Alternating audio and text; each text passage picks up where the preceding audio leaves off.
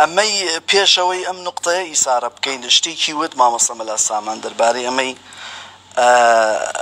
تورکیا یا وڵاتەکانی تر بە ناڕەوا ئاەتی قورآنی بەکارێنن. طبعا کاتی خۆی ئاەت الله خمینی ئاەت الله العظما سوورەتی نەسری بەکارهێنا زدی ئێمە کە ئەو میراتگیری ئیمپراتۆریەتی سەفەویە باشە صدام حسين میراتگیری ئیمپراتۆریەتی عەباسیە سوورەتی ئەنفالی بەکارهێنا یەسەلوونەکان ئەنفال. ئۆردوغانیش سوورەتی فتح بەکارهێنێ کە میراتگیری دەولەی عوسمانیە زدی کورد. باش کوردیش سوورەتی فاتحە بەکارهێنێ بۆ گریان و نوزانەوە لەسەر شەهیدەکانی خۆی. ئێمە ئەگەر بپرسیم بۆچی ئەم سوورەتە بزات بۆ سوورەتی بەقەڕەی بەکار نهێنا ئەلبەتە بۆ ئەردۆغان لە ڕێی ئەوەی دووەم هێزی نایتۆیە بەڵام دێت بەو شێوەیە پەنابۆدین دەبا بەڵام بۆ ئێمە بۆ بەرگریکردن لە خۆمان بەکاری نایەن کاگینوس ئەمەش جوابی خۆی هەیە بەڵام بزات ئێمە بۆ سوورەتی فتح بەڵێ بۆ سوورەتی فتح بۆ سوورەتی عنکەبوت نەبوو یا فیل نەبوو یا نەمل نەبوو باشە ئێمە ڕەنگە مە سەدمە بێ بۆ بینەر و بیسەر باشە ئەزانن سوورەتی فتح ڕەوایەتی دەدا بە جیهاد زدی کورد بزات تا قیامەت چۆن ئەمە ئەمە لای کورد ئەمەزانێ ئایا کەس پێشەوە مطالعەیەکی وای کردووە تەدقیقێکی وای کردووە بە چ بەڵگە و دەلیلێک تفسير ابن كثير باشا ابن كثير دمشقي تفسير القرآن العظيم كيك لتفسير هر عظيم كان الإسلام باشا ابن كثير دمشقي خوي طلبي ابن قيم ابن تيمية شا إنكار ناكري أما لا جزء شوار صفحة سطو نوات أليت شي لتفسير آيات قل للمخلفين من الأعراب ستدعون إلى قوم أولي بأس شديد أليت شي رواياتك دود رجاء وندخوين مواكا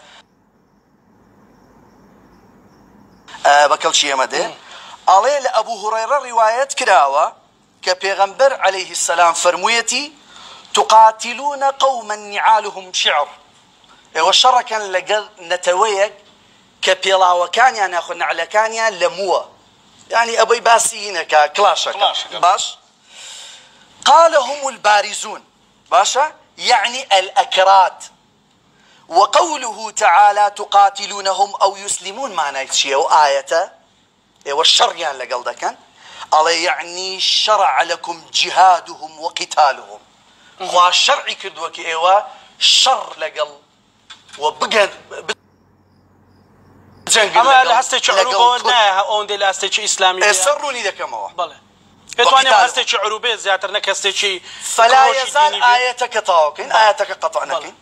فلا يزال ذلك مستمرا عليهم تبي الشر تزنق ضدي كرد بردوان به باشا ولكم النصرة والنصرة يشلبوا ايوه جاك تركيا مفتيه كي هاتو أردوغانش قرآن خوينا طبعا ايبين باشا لنوت هزار مزقود ام سورة دخويني اما اصلا كي ليه هاتو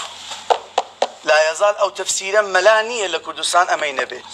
وبعظيم نزانه باشا اما هستيكي عروبنين وسيوا لبشتينيا نك هستيكي ديني كاغ يونس اما اگر هستيكي عروبش بو بالذات كرد من بأدلة اثباتم كجائزة انساني كرد بكردينو يشبكا تو كسيش ناتو هاي بليوانية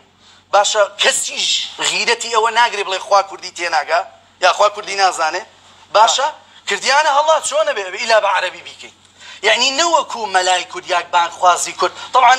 اغلبيه ظلم نكهموي ملاي متصوفي زور نوراني باش مان هي وكردواري مان هي بلام زور بيان اصلا ننايكن مانعش لوي كسك باجتهادك زور باشا ماموسا ملا محمد